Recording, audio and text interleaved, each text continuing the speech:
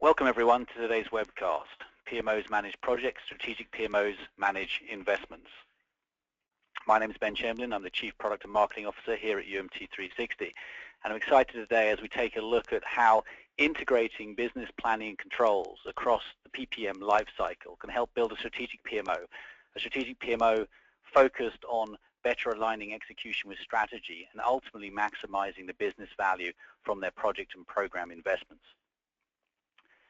So let's take a look at today's agenda. First, we're going to take a look really at why executives can't risk settling for the status quo and must look at better aligning execution with strategy to stay competitive. We'll then look at why traditional PPM, a discipline that ultimately is used to align execution with strategy, is failing to deliver the anticipated results. And then how integrating business planning controls can help a strategic PMO generate demand that's more tightly aligned with strategy, build and socialize transformation roadmaps, dynamically reallocate funds to rebalance portfolios on a continuous basis, and ultimately gain visibility and insight beyond project and programs across all enterprise portfolios. We'll then take a look at some of the benefits and end with a Q&A. With that in mind, we will, as just mentioned, be ending with a Q&A. So please post any questions you have directly to the GoToWebinar Q&A manager. So let's jump in. I think now more than ever we're operating in a business environment that's moving at an unprecedented speed, and organizations need more agility than ever to stay competitive. Whether you're an executive of a multinational company, a medium-sized organization, or a small company, we can't settle for the status quo. We can't assume that the business models that have served us well for the last 5 years will continue to serve us well for the next five years. We must continue to innovate and improve the products and services we offer to our customers. The risk is that disruptive technologies can be utilized today to really build innovative business models that can transform even the most stale industries. Examples you see on this screen here are classic examples of that. But let's take a look at what happened at Blockbuster. With Blockbuster, Netflix and Redbox really transformed the home entertainment market. First, Netflix, with the advent of the DVD and the US mail service, was able to change how videos were distributed and transform that model. Then with streaming, really put the final nail in Blockbuster's coffin. If we look at what happens to Blockbuster today, they're in Chapter 11 and were acquired by Dish Network. Kodak is another good example of this.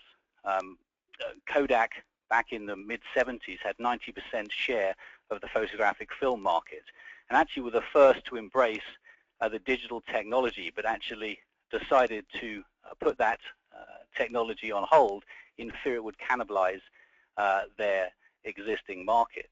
Obviously, Kodak failed to keep up with the pace of the change as we moved into the digital world, and again have resulted in losing market share significantly and moving into Chapter 11.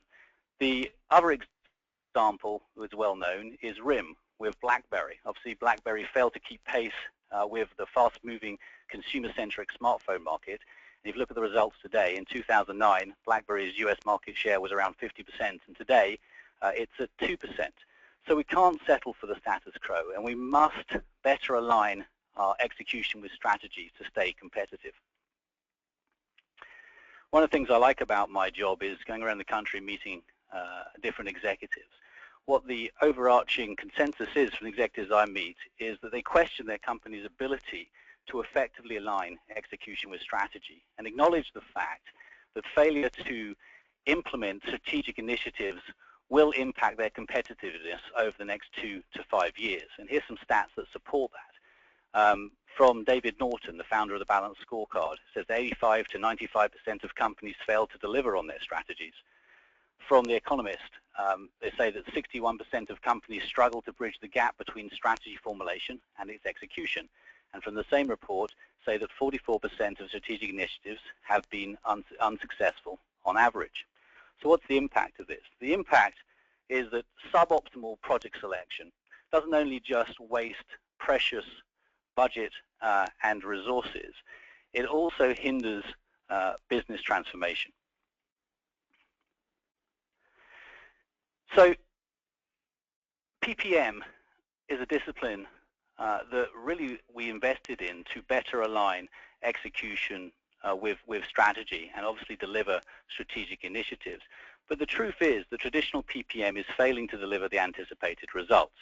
The stats on the bottom of the screen here are kind of well understood, well-known stats from different analysts. They don't agree on the exact stats, but they do agree there's an overarching problem.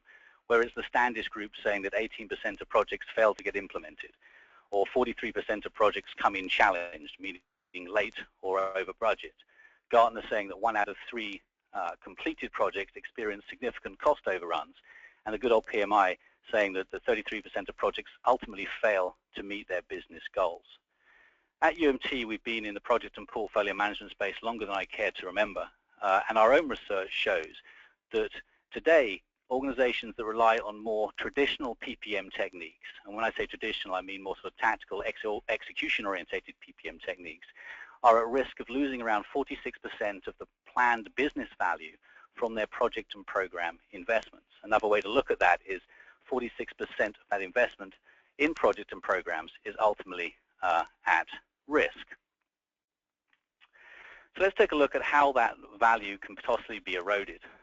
So we like to break this down into what we call the trifecta of business value erosion. And obviously there are 3 main areas: unreliable planning, poor financial insight, and ultimately a lack of portfolio visibility. So let's break each one of these down. First, unreliable planning.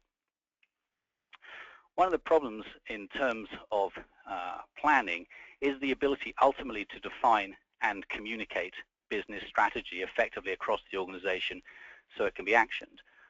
Often business strategy is defined at too much of a high level, making it difficult to effectively, as mentioned, communicate across the organization. Another problem is insufficient planning process, which ultimately result in suboptimal demand. It amazes me today how many organizations do not have an objective approach for selecting project and program investments in an annual planning framework. Many IT organizations really acting as order takers from the business and assuming the business has gone through the proper due diligence to understand which investments will maximize business value. But even when organizations are adopting a more robust objective technique for portfolio selection, ultimately there's still issues with how well aligned that demand can be to the strategy in the first place. Now we see 2 sort of primary ways, or 2 different models today that organizations use for annual planning, and both have their relative strengths and weaknesses. I'm not going to go too deep into these here. The first and probably more common is a project-based investment approach. In this approach, organizations look to define and prioritize business strategy with the executive team, often done within a silo. And then in an annual planning exercise, the demand is then captured, let's say in September ahead of the new year. So projects are captured, business cases are built and, from across the organization. But the ultimate problem with this approach is that the strategy has been defined in a silo and prioritized in the silo with the executive team, and then we simply just gathered projects from across the organization disconnected from the strategy, then ultimately use the prioritized business drivers to help evaluate and prioritize the competing projects. It's a good technique, but I don't think we ever really stop to ask ourselves, what are we doing here? Potentially, are we just selecting the best of a bad bunch of projects? Do we have an issue with the overarching quality of the demand? So this is more of a bottom-up approach where project requests are consolidated and then triaged against strategy and can result in a questionable set of demand or a lower quality of demand that ultimately is not that well aligned with the strategic imperatives of the business. Another model we see organizations adopting is the capability-based investment approach. And there's many benefits to this approach, but its primary benefit is it results in program and project demand that is tightly aligned with the strategy. And why that is because you take a slightly different approach. First of all, you are going to look at defining and prioritizing strategy at the right level, but then introduce the concept of business capabilities, the core functions of which your business runs upon.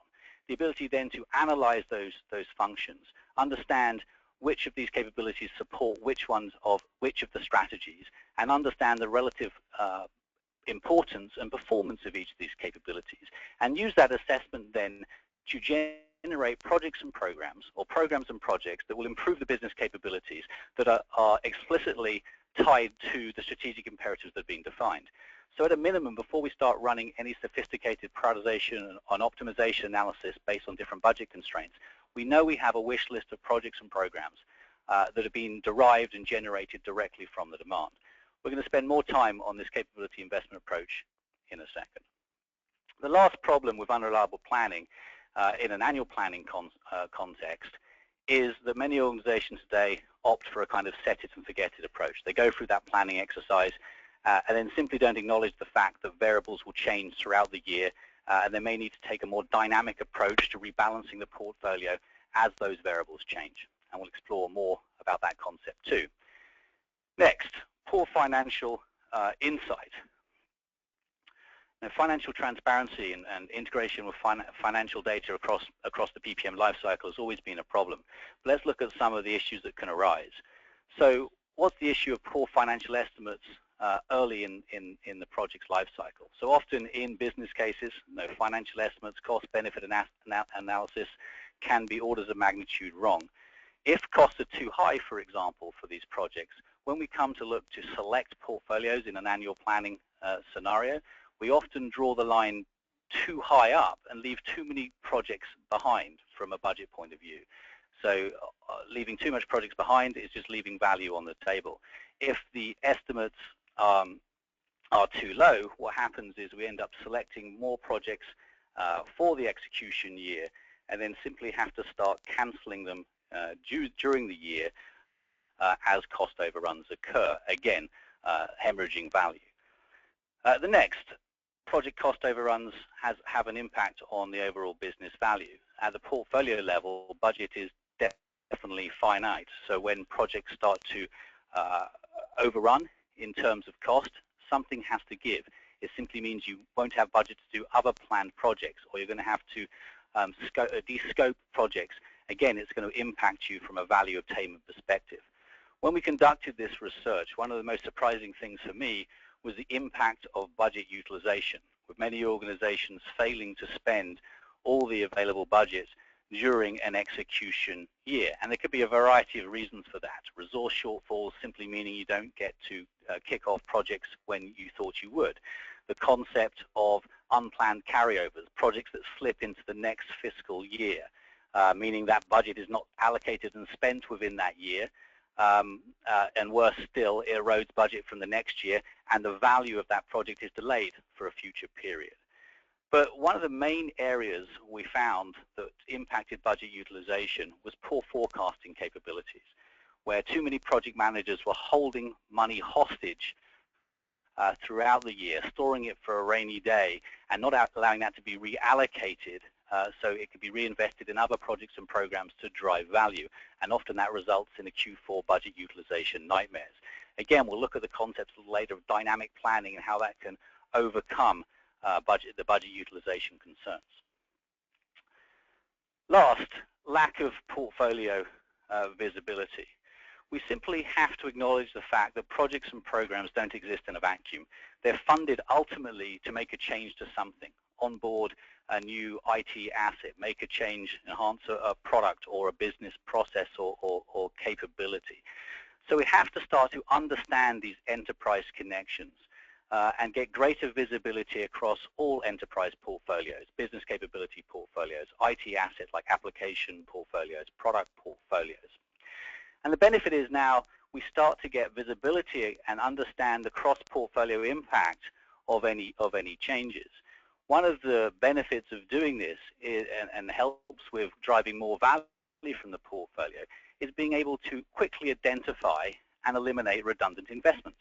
If you see you have a couple of projects teed up to onboard an application or a similar application that already exists in the organization, you can kill those initiatives quickly and reallocate the funds. And we'll take a more look at that later too.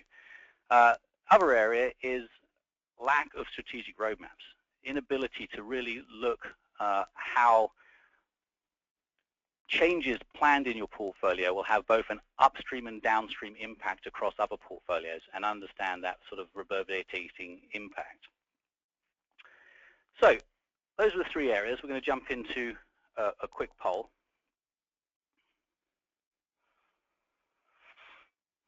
You should see that on your screen now. The question is, which of the factors listed in the trifecta of business value erosion impacts you the most, or your organization the most? And as you recall, the areas were unreliable planning, poor financial insights, lack of portfolio visibility, and last but by no means least, it's kind of death by 1,000 cuts, all of the above. So we'll another 5 seconds or so, and we'll close out that poll.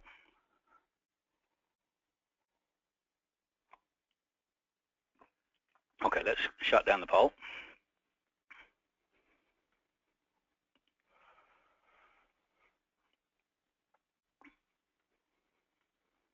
Now, you should see that on your screen now. We ask this question a lot, and I think the answer always comes back pretty conclusively.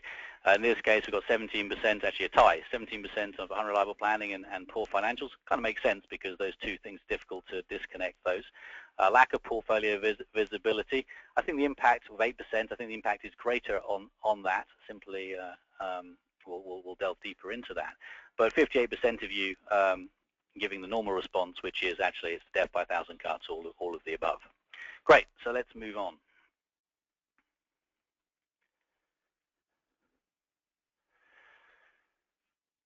So if it's not worse that we are at risk of losing around 46% of the planned business value from our project and program investments, PMOs also face the daunting task of having to deal often with disconnected tools and processes, meaning they spend too much time manually reconciling data, building reports to get the insight needed to identify problems and take corrective action. Now, often financial information housed in ERP systems and Excel, business case information in Excel and Word, and status reports in PowerPoint, and other information held within different PPM systems.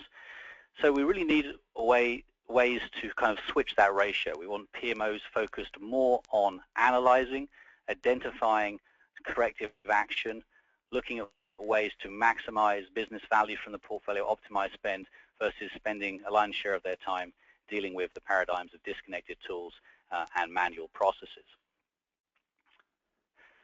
So one of the key concerns that we see, certainly as it pertains to the 46% loss of business value, is historically many PMOs have been too focused on tactical execution-orientated activities around project delivery, things like schedule management, resource management. Now, I'm not downplaying the importance of these activities. They remain as important today as they always have been. What I am saying is it's time for us to recognize that projects and programs at their core are business investments. They're investments that we make to drive additional revenue, to cut costs, to maintain and align with compliance standards. So we've got to start to treat these as business investments, and PMOs need to start to take strategic responsibility for optimizing spend and maximizing value from the portfolio, in addition to still governing the sort of tactical aspects of project delivery. It's a difficult job. It's a job which almost requires you to be comfortable wearing two hats. The hat of the sort of master of execution, as the PMI would define it, but also become comfortable in wearing what I call the hat of the CFO of the project portfolio. So we'll start to act as the CFO of your project and program investments. And ultimately, the way we see PMOs becoming more strategic is to integrate top-down business planning and controls on top of sort of execution-orientated traditional PPM capabilities. And there are a number of areas we look to improve here. The first, going back to the disconnected tools and processes, we want to ensure that all information across the PPM lifecycle is captured and governed within a centralized system, helping to drive efficiencies, and again ensuring the PMO can focus more on taking action versus manually reconciling information. The next important point is to integrate financials.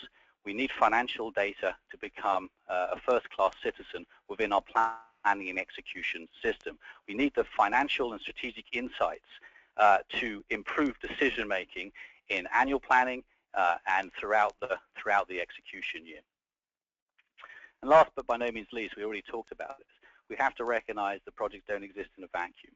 As a PMO, we want to get visibility across all enterprise portfolios and start to get visibility across all spend, both operational and strategic, understand impact of all portfolio activities, regardless of where they're arising from. So let's take a look at a process, and this isn't a one-size-fits-all, there are variations on this theme, to integrate business planning controls across the PPM lifecycle. Now, we certainly don't have time today to focus on all of this, so we're really going to call out 4 key areas through this process. But before I do that, let's just take a look at the process as a whole. So you can see here we've broken the process down by sort of 5 sort of super phases here: create, select, plan, manage, and evaluate. So let's take create first. In the create, we're looking to ultimately generate demand that is more tightly aligned with strategy.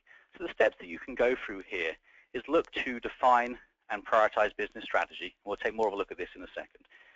Introduce the concept of business capabilities, as I mentioned before, and then understand how the business capabilities ultimately support the strategy. Can then look at analyzing the business capabilities and using that analysis to determine what are the investments needed to improve the capabilities, ultimately to more effectively deliver on my strategy. And that results in generating improvement or enhancement programs. And again, as mentioned earlier, programs that are explicitly linked and derived from the strategy based on the business capability connection. Next, we want to more effectively communicate these investments across the organization. Seems to be a lot is being said today about the importance of roadmaps. Many executives want their transformation or their strategic roadmaps to see where their investments will be placed over the next few years. So the ability to be able to generate and create multi-year roadmaps that express these changes and give insight into the cross-portfolio impact is important. And then the ability to obviously allocate funds based on those decisions. Now we move more into the planning stage, which is more aligned with sort of traditional PPM aspects. We're now going to break down these programs into different projects, regardless of the execution methodology we're using, waterfall or different agile techniques. Look at better sequencing those initiatives based on resource availability and ultimately assigning who's going to work on these projects. It's an area that I'm really not going to focus too much on today. The next area I want to focus on really is moving into more of a dynamic planning. So understanding that the set it and forget it approach to annual planning is not good enough, and we need to take regular corrective action throughout the year to optimize spend and maximize business value from our portfolio. So we'll look at how to automate and track project and program performance, and then provide steering committees with insight to take corrective action to optimize spend and maximize value from the portfolio throughout the year, something we call dynamic reallocation.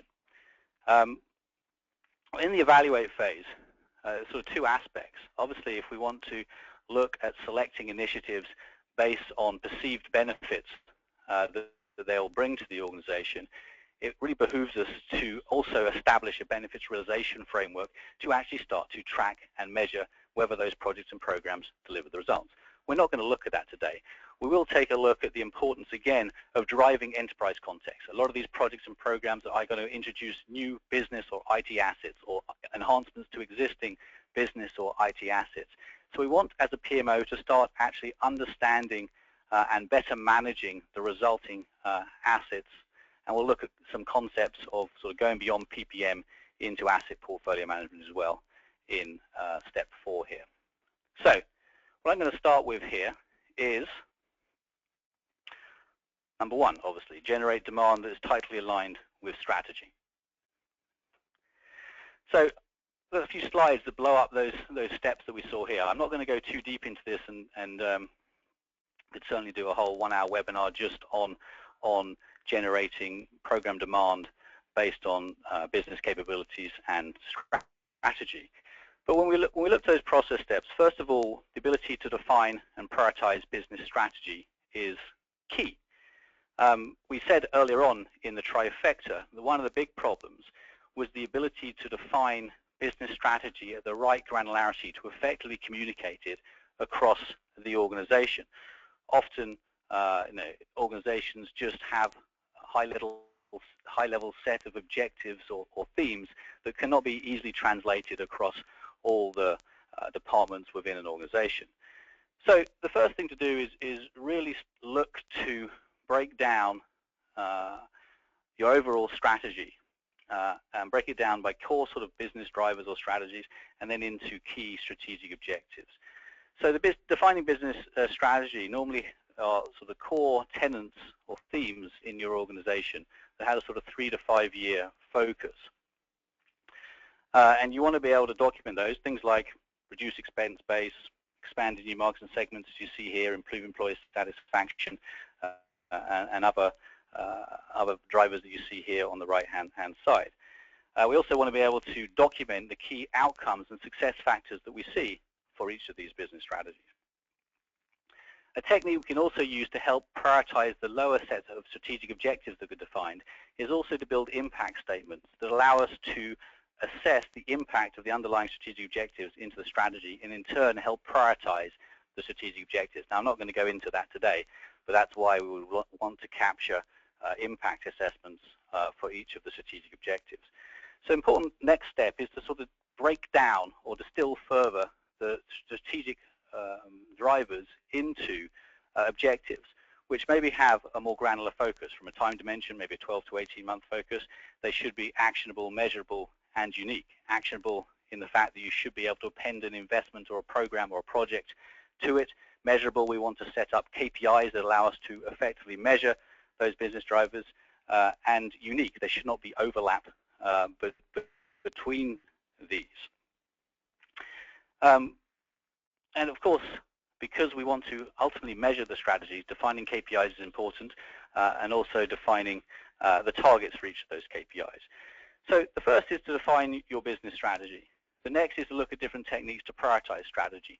One that's used very effectively in many organizations is the pairwise technique, pairwise comparison, used to effectively compare pairings of things. In this case, it can be used to prioritize your overall strategic themes. It's an assessment where you simply prioritize each business driver pairing. You sit down with the executive team and simply ask them to compare and contrast whether business driver 1 is more or less important than business driver 2 for the upcoming planning period. And really, it's the open discussion within that workshop that is of value. And the result of that pairwise comparison technique is a relative score for each of the business drivers. Now, this is important because it's very easy just in this case to prioritize business strategy from 1 to 7. But in this case, you can see we have a relative score. Why that's important is twofold.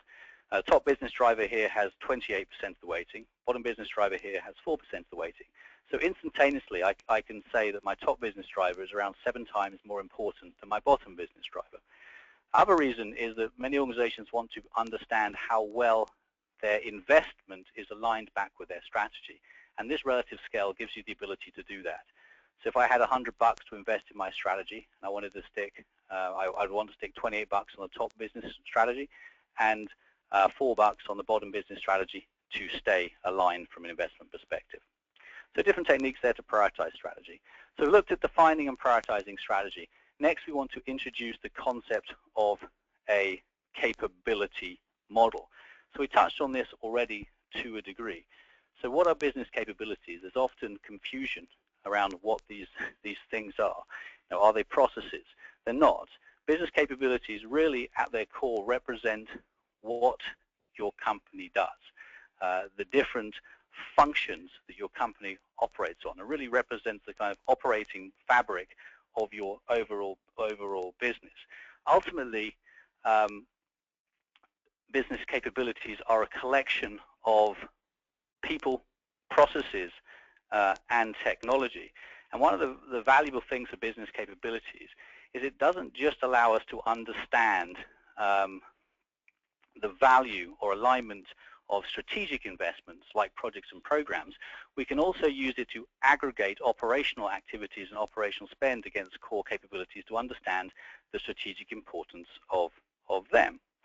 So what things should we consider when defining business capabilities?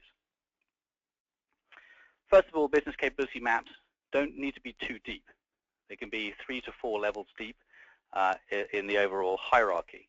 And again, as we said, capabilities should describe what your company does at its core, not how these capabilities work. How these capabilities work are more processes, about the processes, which is a lower level of detail. Capabilities should be clearly defined and unique. You may have the same named capability in different functions of your business, but it's not the same capability. They're unique based on the parent that they support. Another important thing is to define your capability model independent of the IT assets and infrastructure that supports your capabilities. You want to say what your business capabilities are. What currently does your business run on versus let's derive that based on the IT assets that we already have in place supporting different processes or automating different processes in the organization. So having defined the business capability model at its core, we want to start to treat business capabilities as a separate, independent portfolio, but yet connected to other enterprise portfolios. So the ability to be able to standardize the inventory on portfolio and the data collected for business capabilities is key. Data you're going to look to capture is things like workflow to control capabilities through their life, basic descriptive data to better understand what that capability is, as well as the important ability to derive key assessment metrics to help us analyze those capabilities and ultimately look at generating improvement programs based on that analysis. Cost of ownership is also key. We can start to derive cost of ownership from capabilities based on the projects, programs, IT assets, and other costs associated to run that capability. Another key area, again, is to document the cross-portfolio relationships. What other portfolios will this capability rely on to function? Again, projects, programs, products, IT assets that may be supporting that. And the ability also to maintain transformation roadmaps, clearly articulating what changes will occur to this business capability over time. So another key area then, having defined and prioritized strategy, having built out your capability model, is to understand, as we said before, how the capabilities support the strategic objectives in the organization. This impact view here simply shows you the capabilities on the rows and the business strategic objectives on the columns, and we can see which capabilities are supporting which business driver. For example, if we look at this second business driver here, we see there's actually no capabilities supporting it. Now, this may be a need for us to generate a new capability. So maybe a program will be created to say, look, we need a new capability if we're in the organization to effectively deliver on this strategy. Next, if we look at like a capability that doesn't support a strategic objective, now we may infer from that we don't need that capability, or in this case, it may actually be more of a foundational capability that isn't necessarily tied to the strategic objectives of the organization. Anyway, understanding that impact is important because next we can now look at analyzing those capabilities based off the data set and metrics maintained in the inventory and ultimately looking at generating improvement programs. So this bubble chart here is simply showing the capabilities broken out by their business importance and their performance, two key metrics that can be maintained within the capability inventory. In the way to read this simply is if your capabilities fall in the top left diagonal here, high importance, low performance, they may get an investment weighting of invest more. We want to improve their performance. Ultimately, we want to get them all into the sort of center diagonal swim lane where we're going to kind of maintain the investment around that sort of perfect ratio of importance and performance. Conversely, if they fall in the bottom right diagonal swim lane, you may get a divest investment because performance is strong but low business importance. And ultimately, this analysis helps indicate what kind of funding levels should be given to different capabilities and gives insight into programs that may be generated. For example, on the top left here, we may generate a program to improve this business capability's performance. In the bottom right, we may generate a program to rationalize costs from this capability, which has the larger bubble. So generating programs from this analysis is key, and that goes back to support the fact that we're actually generating programs that are directly linked to the strategy based on that capability linkage to the strategic imperatives. So that was the end of the first section. So let's look at the second poll. Does your company have a business capability model defined today?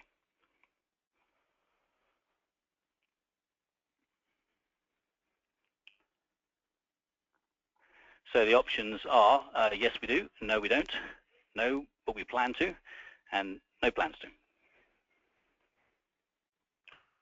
So another 5 seconds and we'll shut the poll.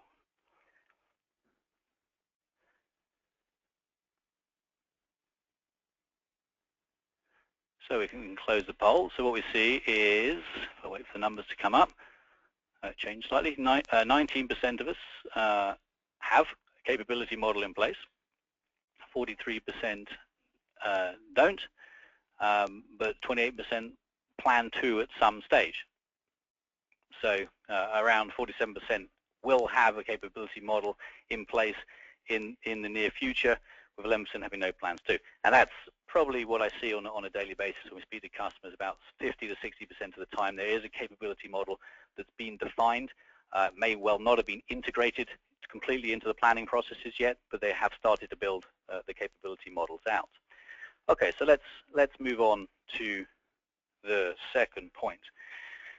So having generated the improvement programs, the ability then to more effectively communicate this transformation through roadmaps is important.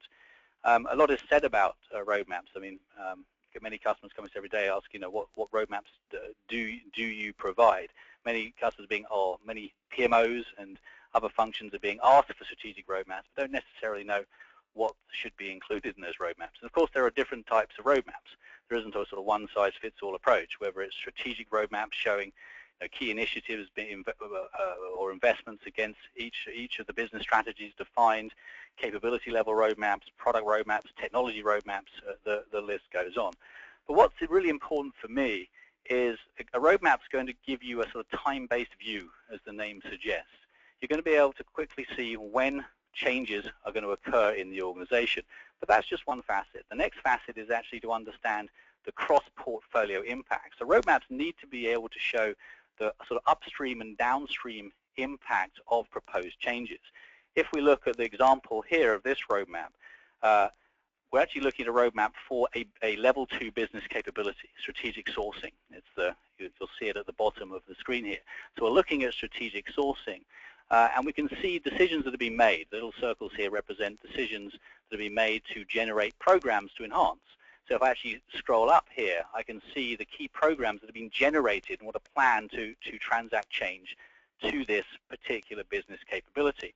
But I can also see the other enterprise portfolios that may be impacted by this change. For example, there are a bunch of applications that are responsible for automating the strategic sourcing capability. And ultimately, the strategic sourcing capability is supporting the overarching level 1 capability of procurement. So we start to bring all enterprise portfolios together and in one view very quickly understand the impact, both upstream and downstream, of proposed changes. So that's key. Let's move on to the third area. We talked about the ability to go beyond the sort of standard set it and forget it approach of annual planning and move to a more continuous framework, something that we call dynamic planning or dynamic reallocation, to react as variables change throughout the business year. So how does dynamic planning work? Sorry if my slides keep advancing. So how does dynamic planning work? This is a kind of 100,000-foot view of the problem, and the beauty of this, quite honestly, is its simplicity. So it starts with an original budget at the start of the execution year, or a current budget. So we know what our portfolio budget is. And then as we step through either a quarterly or monthly, preferably, a rebalancing of our portfolio, there are going to be projects that don't require as much money as first thought. And so we want to quickly release funds from those projects so they can be reallocated to existing projects or bringing in net new projects from the pipeline. Conversely, other projects will have cost overruns and require additional funds to complete them. And something we call redirects, where change requests are raised to requests for more money, and the decision is going to be made whether that occurs. So you start with the current budget. Throughout the year, money's released, money's redirected, which results in an ongoing approved budget. That approved budget can never exceed the original or current budget. So we'll go a little bit deeper into this process in a second. Again, we could do, and we have done, a full 1-hour webcast on dynamic planning. So I'm going to try and summarize this in the next 5 to 10 minutes. But two concepts I think is key to dynamic planning are one, adopting a new metric, strategic yield, and also improving forecasting. We'll look at both of those quickly. So as I mentioned, we really want to start to act as the CFO of our project and program portfolio. So we start to need a new metric, a new business metric, to really act as an investment viability indicator. And the metric that we promote is strategic yield. Now, strategic yield is a metric that is derived from a strategic value score based on how a program or project impacts the business strategy in the organization, to derive a strategic value score. Divided by its cost. So value divided by cost results in the metric strategic yield. So how is strategic yield used? It's used really as a bang for the buck to assess both projects and programs. So again, value over cost allows you to prioritize projects and programs to understand their bang for the buck. It also is a good metric for sort of taking the emotion out of this situation, and also effectively comparing both planned initiatives that haven't been approved, with in-flight initiatives or projects. It acts as an investment viability indicator. So if the cost of the project increases and value stays the same, yield will automatically degrade, acting as an early warning sign. It's also an indicator that can be aggregated, an indicator that can be aggregated at the program level, at the portfolio level, and allows you to track whether throughout the year, whether you are gaining the amount of yield that you thought you would. Again, we can go a lot deeper into how to build a stronger strategic yield score, but strategic yield is an important concept. One of the key concepts is the ability to more accurately forecast without improving how your project managers and organizations build forecasts. Quite honestly, dynamic planning remains an exercise in futility. And there's different ways that we can improve how we forecast in an organization. First, obviously, is more training. Now, we're obviously going to have full-time experienced project managers, part-time project managers in our organization, all operating at different levels of maturity in terms of how they build out plans and ultimately how they forecast. We also find that many project managers also inherit estimates that were given to them early in the process, and sometimes feel not empowered to make changes early on. So we want to improve the training and ultimately how our project managers estimate and forecast. I can't tell you how many times we've been in organizations where we've asked project managers to provide forecasts, and they've simply said, okay, no problem. I'm taking my original budget less the actuals to date, and that's what's left to spend. And we said, no, we don't just want to know what's left. We want to know, what do you think it's going to take to complete this project? So getting that mindset in place is important. We want to really know on an ongoing basis what they think is going to take to complete the project. And it's also important to adopt a completely new mindset. Project managers are obviously very focused on successfully delivering their project, and rightly so. But we want them also to understand the concept of a portfolio, that ultimately the sum is greater than all the parts. And each of these projects that the company is investing in for the upcoming year have been selected because they are going to derive value for the organization and potentially even the shareholders of that organization. So we want them to understand if they are sitting on a slush fund, a contingency for their projects that they're storing for a rainy day, that has an impact at the portfolio level. If they don't need that money, it can be reinvested, it can be reallocated quickly to invest in additional projects to derive more value from the organization. So moving from a project to understanding the portfolio mindset is important. But it's not all about the project managers. There needs to be cultural changes within the organization at the executive level too.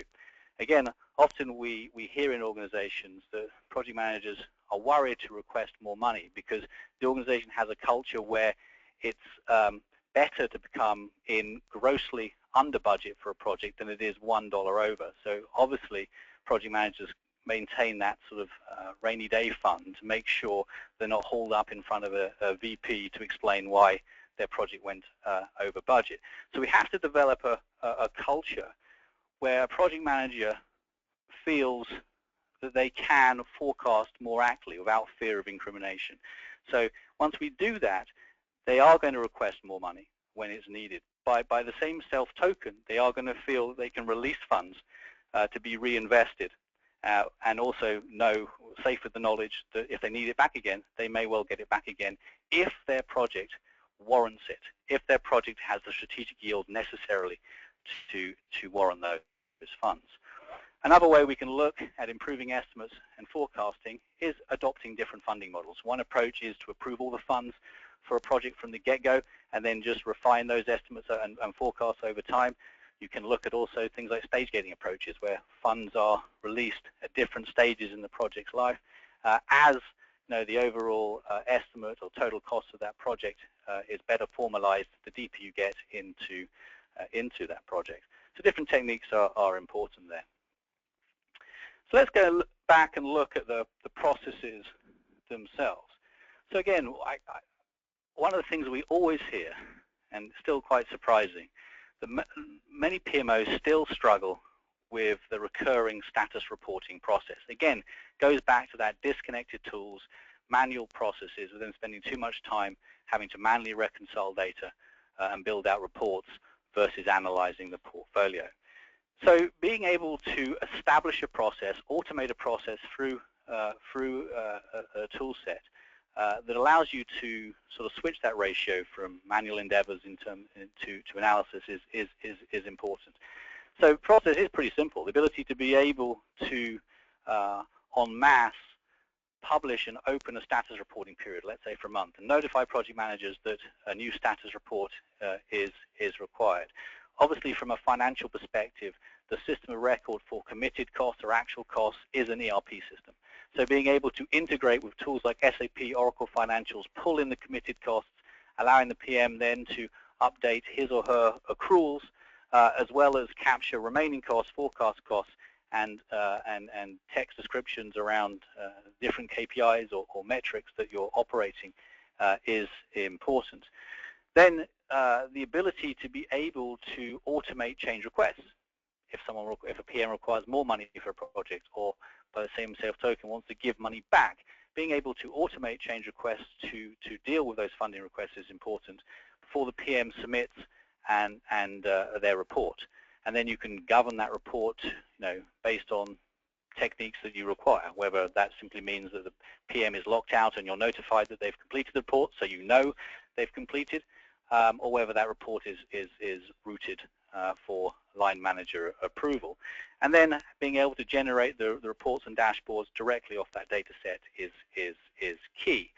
But ultimately, going back to the metrics we looked at before, we want to start to quickly use strategic yield as that investment viability metric. In this case, I've expanded two metrics here, and we can see the cost of this project has risen 32%, which has had an adverse impact on our yield. Value stayed the same, cost rose. We have a negative 24 variance on our strategic yield. It's just acting as that investment viability indicator, alerting me that there may be better buy in the portfolio within the portfolio, either by bringing in new projects or investing in more in existing projects. But the reason why we want to automate that process is because we want to automate variance analysis. And there's three ways that you can now to group projects. Projects with a positive variance, projects with forecasts greater than budget. And what we expect the PM to do here is raise a change request to request more money, a redirect, as we said earlier.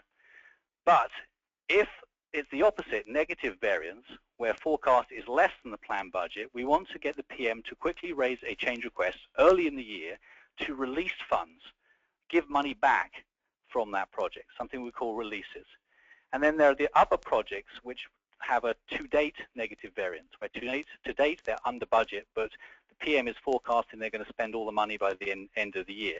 And we want to watch these ones closely, because these are the ones that result in Q4 budget utilization problems. And over time, if we don't believe that money is going to be spent, the PMO will intervene to take money back. So this idea of asking for more money, having money released, with the option to take money back when you don't think it's going to be spent, are the sort of core tenets or foundation to dynamic reallocation. So once we have these variance metrics automated, we can start to roll this up to the steering committee level, regardless of whether you're meeting on a monthly or quarterly basis. Now you have a lot of the information needed to look at dynamically reallocating funds. So what happens is, once those change requests have been raised, we never question releases. If people want to give you money back, you're going to open it with, or welcome it with both arms open. But however, we are going to question the redirects. If people want more money for their project from what was originally planned, we're going to look at the viability of that.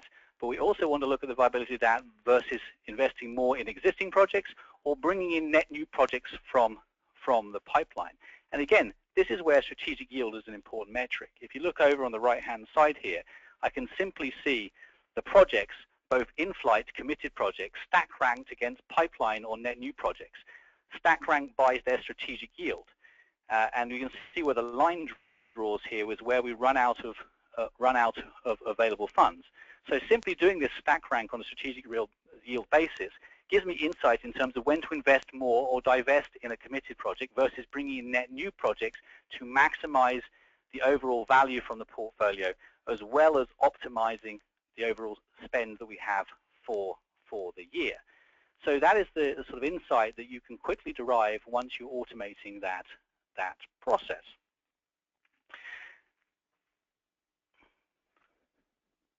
So you can see here how this results, how this dynamic reallocation process can result. So this report simply is showing the results of a quarterly dynamic planning process, where very quickly you can see the budget for the start of the year, how much money was released in each quarter, redirected, and new projects brought in, and more importantly, keeping a keen eye on the overall budget utilization in the organization, as well as the strategic yield variance at the portfolio level too. And you can see really the impact that the PMO has had in terms of how money has been reallocated across the portfolio for the year. So, poll here, and I'm not sure why these slides keep advancing. Which best describes your organization's ability to take corrective action and dynamically reallocate funds across your portfolio?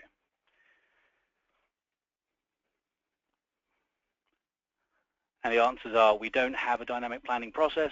We plan to establish a dynamic planning process, regular dynamic planning reviews, but process is manual, regular dynamic planning reviews, but process is automated.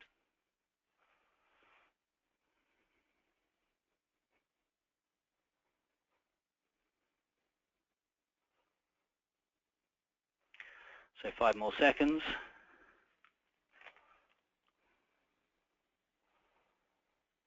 We'll close the polls.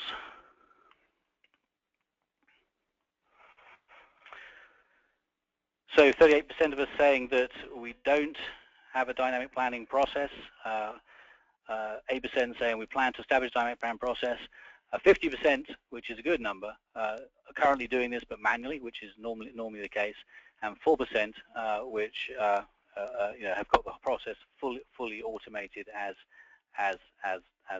described. So I know we're close on time, just a few more slides and we'll be done. So the last point, which I'm not going to go too deep into, is as we move out of the traditional project and program management lifecycle into evaluate, we want to start to look at operating and better visibility across the business and IT assets that these projects and programs are impacting. Now again, I'm not going to go too deep into this, but there are important synergies that we need to understand between what is asset portfolio management and project and the disciplines of project portfolio management. As we said, projects and programs don't exist in a vacuum. They are funded to make a change to an existing asset, onboard a new asset.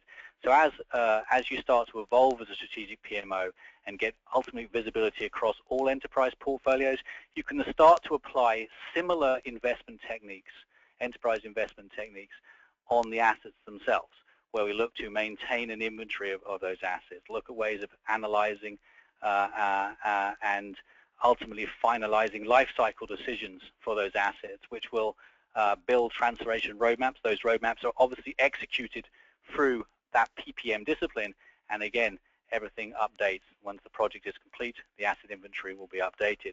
So as we start to expand our focus as a PMO from the project and program portfolio into enterprise portfolios, we will start to onboard different asset portfolio management techniques to ultimately help us start to generate better demand, whether it's the generating demand from business capabilities, whether it's generating demand from a product portfolio or changes needed to an IT asset portfolio like an application portfolio.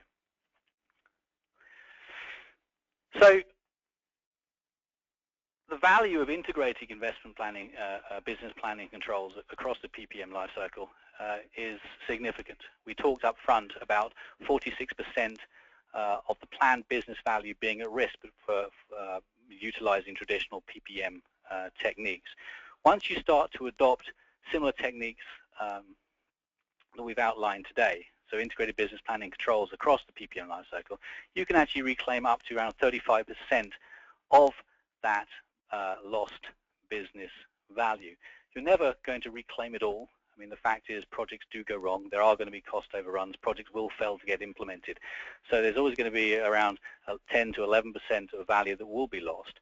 But you can significantly claim back value by taking a more strategic approach or an investment approach to managing your projects and programs, in addition to the tactical orientated approach that we've been utilizing for so long. So I'm not going to go through this slide, but the last slide really summarizes some of the differences between more of a traditional PMO and a strategic stroke enterprise PMO, whether it's from an investment focus, just focused on discretionary spend as a traditional PMO, or visibility across all spend, whether it's looking at different techniques to portfolio planning, the sort of bottom-up project-based approach versus the top-down business capability approach we looked at, techniques in terms of continuous planning and tracking. We looked at dynamic planning being an approach that many strategic PMOs are adopting today. So I'll just let you consume the information on that slide, and these slides will be available at the end anyway. So that concludes today's session. Apologies for getting underway a little late and running pretty hot. What we are going to pause for those of you that can stay on for a Q&A now. But as next steps, I'd encourage you to think about how strategic your PMO is today. Have you started to look to adopt and integrate some of the top-down techniques that ultimately will help improve efficiency and free up time for your PMO to focus on more strategic things, ultimately raising the importance of financial and strategic information to improve decision-making on a more agile basis throughout the year, or whether your PMO has got to the point where you want to take a broader enterprise focus, visibility across enterprise portfolios, not just responsibility for the project and program portfolio. So take a look at how your PMO is operating. The offer here is from UMT360 is, if you're ready, contact us, schedule an envisioning workshop on any of the subjects we cover today, whether it's more robust annual planning, whether it's moving to dynamic planning, whether it's understanding the concept of strategic yield and how that can help, how I can improve the forecasting in my organization. And if you want to request an envisioning workshop, there'll be a survey at the end of today's session. You can simply say yes to the workshop question in the survey.